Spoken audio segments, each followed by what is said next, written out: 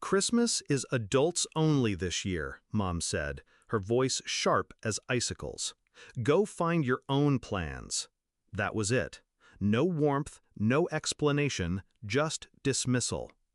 2 days later, their Instagram lit up. Smiling faces at Aspen Peak Resort. Matching sweaters, champagne flutes raised against snow-dusted windows. I sat in my office, the same city they had flown through and ignored me in. Snow tapped against the glass, quiet but insistent. I stared at their photos until my jaw ached from the grind. And then, without hesitation, I picked up the phone. "Guest services?" "This is Harrison," I said, calm as winter fog. "Yes, I'm calling about the suite under our name. We won't be needing it. Please relocate us. Family emergency. The room should go to paying guests." I gave them the reservation code. Their suite, their comfort, their perfect holiday, gone with one phone call. I wasn't always this cold. Once I would have begged to be included. Back then, I was the one carrying Christmas. I bought the tree, the gifts, the food.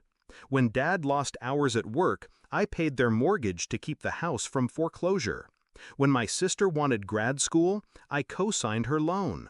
When Mom's health bills piled, I sold my car. I gave until I was hollow. But last year, when my business began to rise, when my hours stretched late into polished boardrooms, they stopped seeing me as family. I became a wallet with legs. I remember Thanksgiving.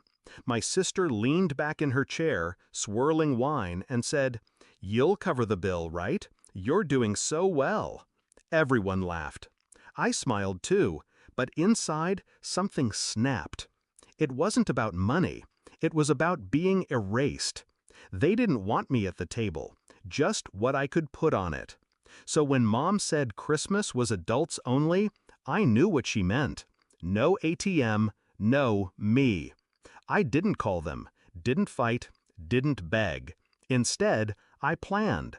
I knew Aspen Peak. I had stayed there once during a corporate retreat. Their reservation system was strict, but policy was clear. Only confirmed, prepaid reservations guaranteed a room. And I knew my parents. They loved to work connections, slipping cash to clerks for upgrades, promising payments later. One phone call from a calm, confident voice with the right details, their suite would vanish into someone else's pocket. I timed it perfectly. Christmas Eve. They had just checked in, posted a photo in front of the fireplace. I waited 2 hours, enough time for them to unpack, relax, order champagne.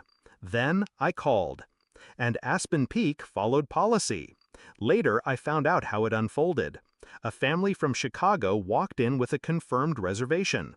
My parents' suite was reassigned. Security knocked on their door. My mother's shrill protests could be heard in the lobby, my sister snapping photos to report the injustice. But policy is policy. Bags out, room gone. They spent Christmas not by the fire, not at their table for 12, but in a roadside motel 20 miles down the mountain. A place with peeling paint and thin blankets. Their Aspen dream collapsed into fluorescent reality. And I poured myself a drink and let the snow fall. The best part wasn't the humiliation. It was the silence. They never connected it to me. They blamed the hotel, the staff, the system. Not once did they think of the child they'd shut out. That's what betrayal does. It blinds you. They couldn't imagine I'd learned their tricks, that I'd use their own arrogance against them. 3 weeks later, my phone buzzed. Mom. I let it ring. Then Dad. Then my sister. Finally, a voicemail.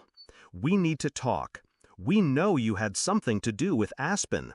This childish behavior has to stop. We're family." Family. The word tasted bitter. I deleted the message without listening to the end. Revenge isn't about shouting. It's not about throwing plates or making scenes. It's about precision, timing, silence. It's about letting them feel the cold they once gave you. They taught me that. This year, snow falls again outside my office. My desk is heavier now, papers stacked with contracts, partnerships, plans. My company is growing. My life is mine. And theirs? Well, they'll post fewer photos this holiday. Maybe none. Because Aspen doesn't take connections anymore. It takes cash. It takes commitment. Two things they never understood. Do I regret it? Not for a second. I didn't raise my voice. I didn't break laws. I didn't even lie. I simply stepped back. And with one phone call, I reminded them I wasn't their wallet. I wasn't their fool. I was the snowstorm they never saw coming. And when the storm hit, it buried them in silence.